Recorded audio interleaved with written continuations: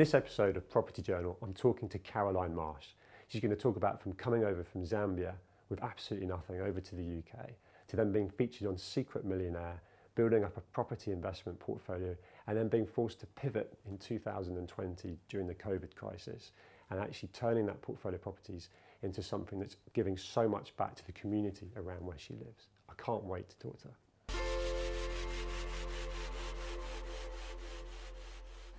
Caroline, thank you so much for joining me. Well, John, I'm the one to thank you. Thanks for having me. Really looking forward to it. So tell me about Caroline Marsh. Caroline Marsh. So who really is Caroline Marsh? Big question. Well, first of all, I'll describe myself as a wife, mum, mum of 3 boys, grandmother as well. I just became a grandmother 2 years ago. That's right. Girlfriends to my girlfriends, entrepreneur, philanthropist. I love to help others, making a difference in community. That's almost, it almost like defines who the real me is. When I give back, I feel a sense of fulfillment, and I think that then almost sums up Caroline as an individual, a person that I believe is here on this earth to impact humanity. That's amazing. Yeah. We could stop there. It's amazing. But let's go back to Caroline growing up and the journey that I'd love to just start from. Your oh my upbringing, goodness! And how long do we have? Tell me. Wow. So I was born and brought up in Zambia, in Central Africa, and I lived there all my life until a few years when my husband and I moved to the UK for better opportunities. But growing up, I'm one of 4. I'm the only girl. I was daddy's girl. Unfortunately, when I was 13, my father, who was my greatest inspiration, he died. And life became a massive challenge for my mother to have to bring up 4 children on her own, single income. Life was tough. But at the same time, I remember some of the good memories of being a child, just enjoying my life and holding on to my dreams. One of my dreams was to become an air hostess. So I just loved the glamour. Where did that dream come from? Wow. It was an interesting one. We were watching TV once when I was much younger, and I saw an advert of a lady that wore the nice, beautiful hat, well prepared and just looked glamorous. And it was a British Airways. And I just thought, when I grow up, I want to be an air hostess.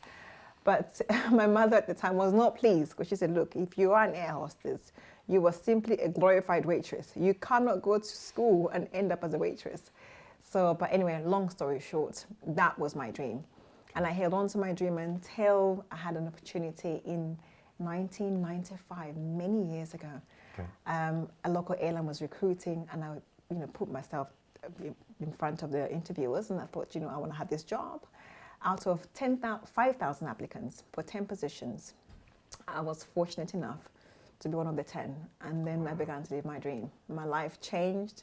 My family's lives changed. Everybody else, I impacted lives in a positive way, because not only was I enjoying my dream, but I was actually earning money that would make a difference for me and for my family and enhance people around me. And that was really exciting. So that was, my career changed and my life changed. So you're independent now, you're traveling, you're seeing the world. I was traveling, yes. I enjoyed, I traveled around the world. Life was amazing.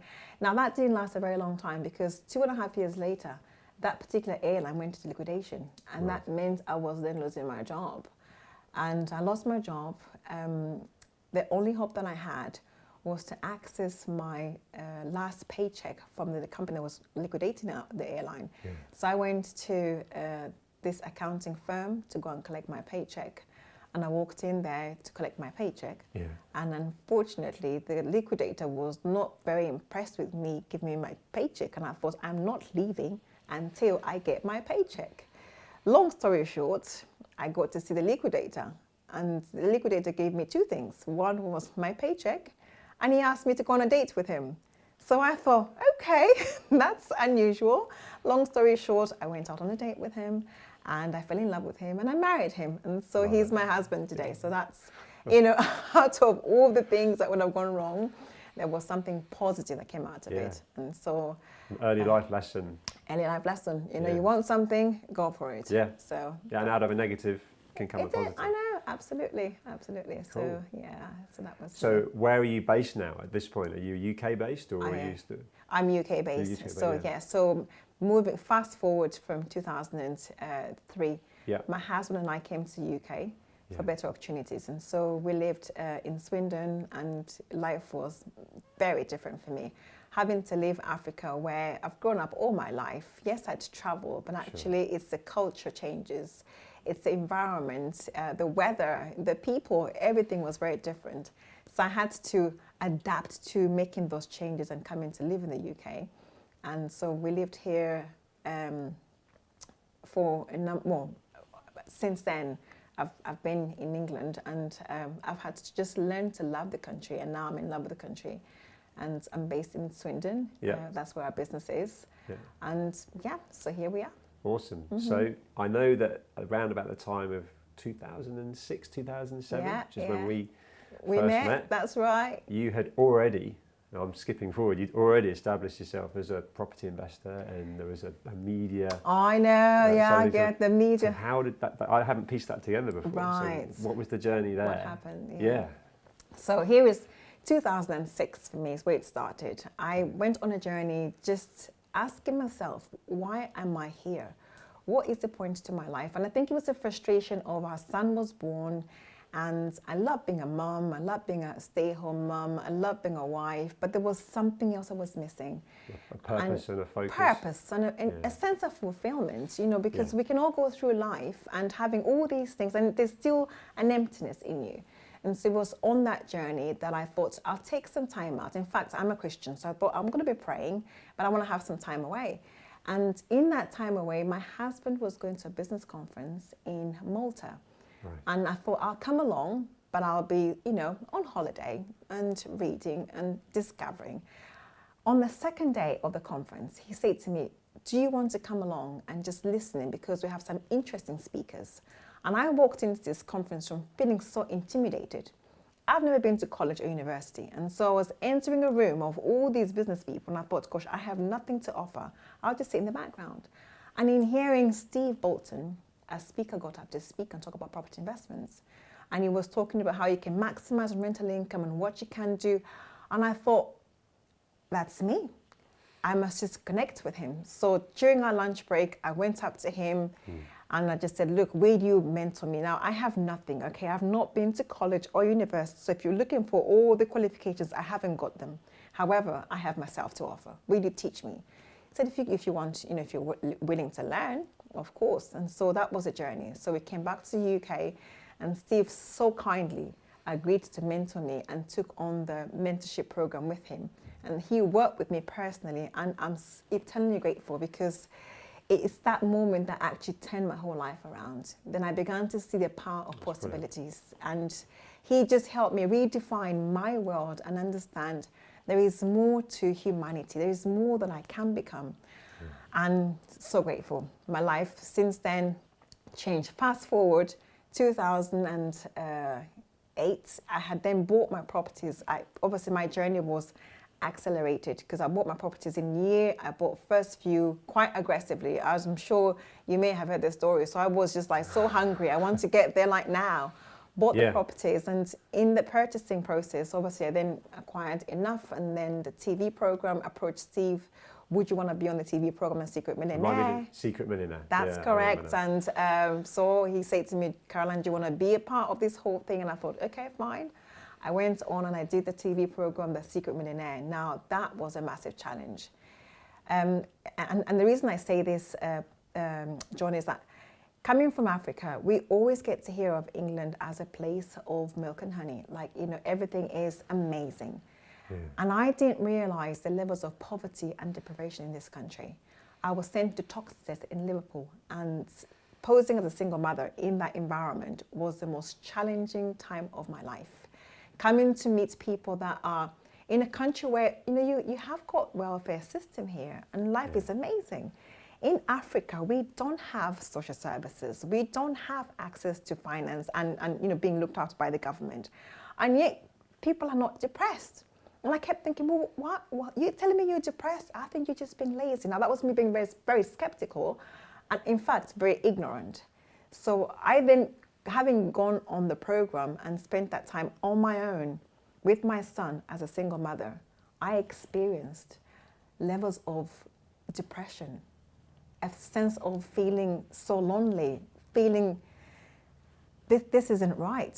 Sure. You know, having to hear of gun crime and people are poor, seeing communities where people are really challenged in this country, that just opened up my eyes to think, do you know what else can I do to make a difference? And so if you ask me again, would you do the program again? No, I would not even have to pay me. I wouldn't.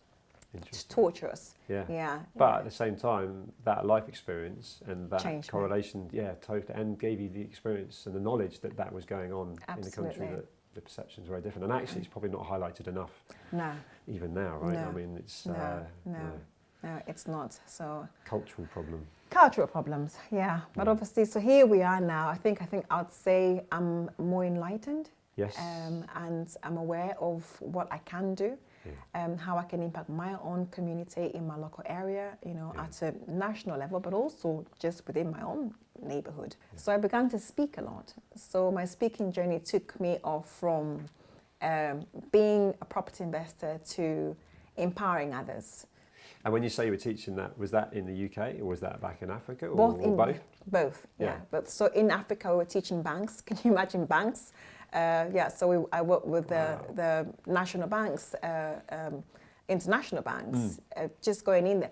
Unfortunately, what was happening in the banking system was many of their employees would borrow money and then live beyond their means. And unfortunately, they had a few unfortunate instances where people took their lives because they couldn't cope, and those issues were becoming, you know, a continuous thing for the banks. And so they thought, can we integrate some programs within the organizations? And so we went and did financial education, which was obviously, That's interesting, because that actually brings the conversation into mental health. So you are educating them as well as that whole mindset. Absolutely. Yeah. Absolutely. Can I talk to you about your mindset? You're clearly driven, you're clearly focused, and that feels like a constant if you go through the journey of you know, listening to you there. At what point did you really focus on that? Can you remember that coming naturally to you as a youngster and sort of, you know, from seeing the air stewardess advert and going, I'm going to have that, so like I'm manifesting. Has that always come naturally to you, or have you kind of worked on that? I've had to work on it. Okay. Now, I think there is an element of maybe where perhaps it was my circumstances. So I'm not sure you remember, but when I shared about my father, when my father died when I was 13, and people go from rags to riches. We went from riches to rags. So our financial position changed significantly, and I had to grow up quite quickly. By the time I was 17, I was literally looking after my family, like fending for my family, looking after my brothers. Were you the oldest? Because you mentioned you had three. No, I wasn't, second born. But my elder brother was very academic. So he had to pursue his university, whereas I couldn't go to university. So I had to quickly get a job and help support the family. So because of that, perhaps your circumstances cause you to just get up and go and just go and make things happen. So I was trading from a very young age, buying and selling stuff before I was in the job. When I was an air hostess, yes, that was all the glamour. However, every time I went to another country, it wasn't just for my normal shift pattern of being an air hostess. I would always have I'll have a business transaction. So I'll take some orders from people in Zambia, say, look, I'm going to bring you spare parts. What do you need? Do you need clothing? Do you need shoes? And I'll go and buy this stuff, put them on a flight and take them back. And so the trading part was just part of engineered in me. Which is the quintessential side hustle in today's... That's the right word, John. So you were way ahead of your time. I was way ahead of just like, we're just going to make more money and help that person and that person. And so that is, I think many of us do have it. If you have circumstances that... Yeah, but a lot of people have got the circumstances may force it, but a lot of people may not have the vision to execute it.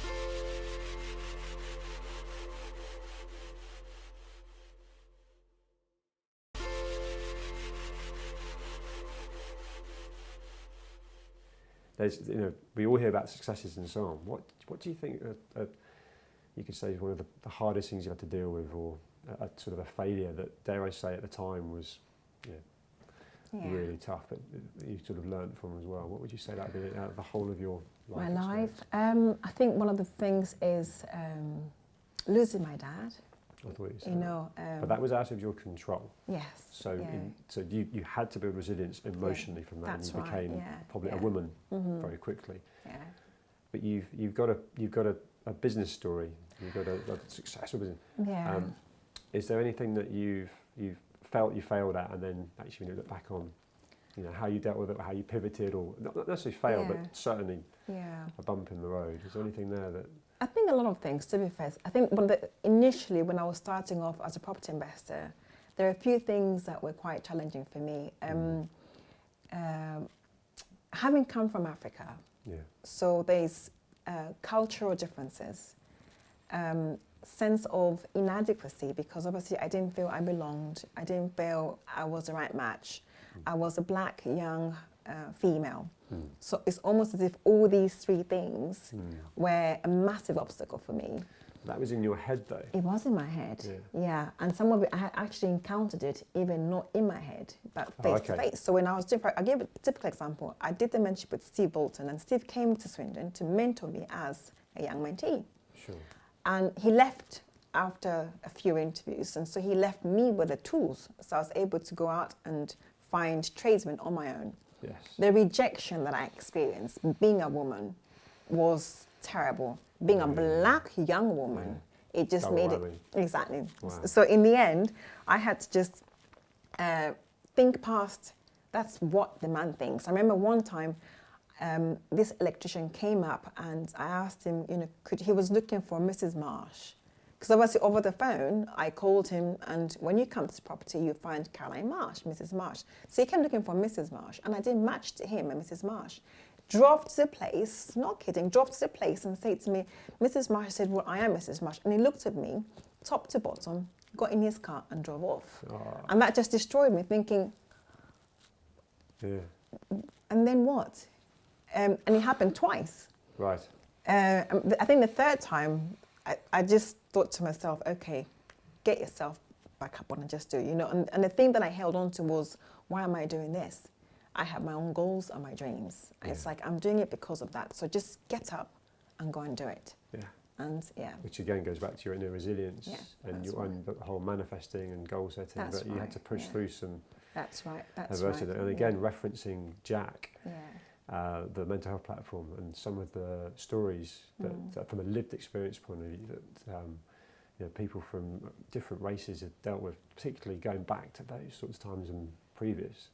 It's pretty terrifying. It is. However, the positive is it does feel like that's massively changing in the more recent years. Absolutely. Do you feel that? Do you of feel course, that? Yes. Of course, yeah. I think we now, as a black woman myself, I feel it's no longer, that's no longer the big issue, because everybody else is, life is changing. Yeah. You know, people are accepting of, we are all different, you know, however, it doesn't make you more superior because you're of a different colour to myself. And so it's no longer the colour barrier, but actually it's, can you deliver? Yeah. It's based on your abilities. If you can't deliver, then, you know, useless. Whether you're black or white, doesn't really matter. But that for me is a much, that's what we're striving to achieve. That is the diversity, and then actually absolutely, it's and that's it, diversity. Yes, and it goes back to the sort of the survival of the fittest, but without any kind of exclusions. So that can only be a good thing, right? Absolutely. Yeah. So what's your greatest weakness? I can be a bit intense. I think I can be a bit intense, and sometimes when I become too intense, I put too much pressure on myself, and that then does affect me negatively. So I can get quite stressed easily. I can identify with that. Yeah, so I'm one of those ones where, and people might struggle to work with me because I'm it's like, we haven't finished, but it's time, I don't care what time it is, we haven't finished. So that can be massive. You're trying to get the maximum out of especially the goals you've set. It goes back to the stewardessing days where you're not just happy to do the job, you've got to fulfill some other bits as well. But in a team, that doesn't work in my favour. Yeah. because then my expectations are really high. Yeah. And I put pressure on everybody else, and it's not necessary. So I've had to keep learning to just, okay, back off a little bit Yeah. and give people a breathing space. Yes. And give yourself breathing space, because then I get stressed too. And Yeah. when I get stressed, I need to come back to baseline, because then I'm just not functioning. Right. I'm too tired and, snap and, so. I was going to actually ask you, because that whole juggling life, juggling business, juggling being a mum, being a wife, and actually making time for yourself, you've just clearly elaborated on that. But in terms of overall balance, do you feel you've got that right? Do you feel like you're I can't say, I'm not sure whoever arrives at this perfect place, but because I certainly haven't arrived. I'm on my way there. The one thing It's I've literally learned, juggling, right? exactly, and I've learned that is, understanding what are my big rocks. Yeah. What are these big things that I have to put in my jar, first of all, and then everything else, is secondary. Yes. So it's knowing that what's important to me, going back to my values, my family and my husband and kids, they're important. So I need to allow time with them. My physical health is so important, and I can't just afford to just get up and eat and do whatever I want to do and expect that I'll be, fit and do life perfectly well. So I have to include my fitness. That's important to me, what I eat and my sleep and things like that. So it's going back to the things that are important to me, and then structure my world around that and know when to stop. Yes. So, yeah. So the physical fitness side of things and the nutrition side of things, can you elaborate? I'd love to know. What is a sort of typical week, if you could describe it? How are you getting the cardio in and all of that in? Yeah. So remember I said to you, I don't like working in the afternoon. So my afternoons are usually for my fitness. Cool. So I try and do fitness 4 times a week. Yeah. So minimum 45 minutes a day per time, like intense. Yeah. I do like HIIT training more than anything else. Cool. So all this, again, I had to incentivize myself by starting a program through Vitality. And Vitality rewards you for all your points. So my target was, right, if I can get, all I have to is maintain my platinum, then I know that I will be doing good to me, looking after me for the rest of the world. Yeah. And so I have to maintain that. So I just keep at platinum level. It's a good discipline in the background, isn't it? Yeah, I haven't done this. I'm no. pretty good at being my own discipline, but that I hear is no, really, I love it. Yeah, and you're rewarded for it. And I reward it for it. I get my free coffees, and I was just like, okay, I got my reward for today. I get all the. I don't use all the rewards, but it's just knowing that I'm achieving my. I said to myself, I will achieve this goal, and I'm getting there, and I've done it. Yeah. So I have to maintain that. It goes back to the fact that you're a goal setter. So if a goal is set for you, you've got to hit it, right? You've got to achieve it. That's right, yeah. And I do it for me. It's the one thing that I keep saying to myself, I don't do it for anybody else, do it for you. Because you're if you look after you for everybody else, it's the best thing. Don't look after yourself for others. Look after yourself because you look after Caroline. Yeah. Because Caroline matters to the world. Yes, I love that. Yeah, people need to think more like that. Yeah. It's I don't know how you feel about it in terms of the general movement, but there seems to be a lot of people that just don't. They're not very kind to themselves. They don't. No. The inner voice. No. It's said a lot, isn't it? People wouldn't talk to their best friend like that or their family. Yeah. But I think a lot of people struggle with that. I don't know whether you come through a journey where at one time you ever were like that. Yeah. I've certainly probably had a bit of a. Kind of up and down with it, but overall, you've got to big yourself up, and you've self-care. got to, Self-care, really important. Yeah, really important. I think for me, it may have stemmed from part of, maybe I'll call it, maybe selfishness from an air hostessing point of view. I just love the whole glam and look after yourself. So it's like, look after me. So I think I've carried on from there, from looking after to actually like looking after. What does looking after kind of really mean? What is it about my mind? And if I look after me, I'll be kind to my sons. If I look after me, I'll be kind to my husband. Yeah. I'll be kind to people around me. And if I don't look after me, I'll be snapping. And I notice it in myself. Yes. I just it's good to be self-aware. So important. It is. Yeah, that's right.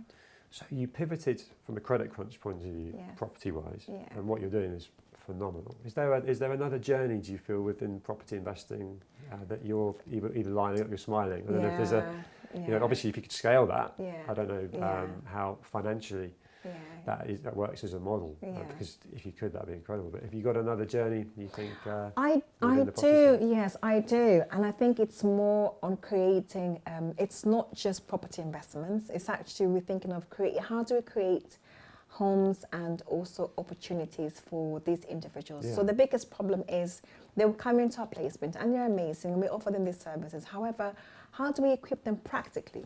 So it's how do we create in-house provisions? So have a coffee shop, have a mechanics workshop, have a bricklaying or property development where they would come into our placement and they actually have first-hand experience and they leave the placement with a skill. So we want to provide an atmosphere or an environment for them to aspire, but also give practical tools that here it is at the end of your 3, 5, 6 years with KYS, you've got your qualification, you're now a bricklayer. You've got your qualification, you're a beautician. You've got it. So that's if I could have the best ideal, that's what we're aiming for. Caroline, you are so inspiring. Well, trailblazing, and I love your latest venture is clearly something that's so needed. Thanks, John. Amazing. I've absolutely loved talking to you. Well, thank you so much. Thank you. Thanks, John.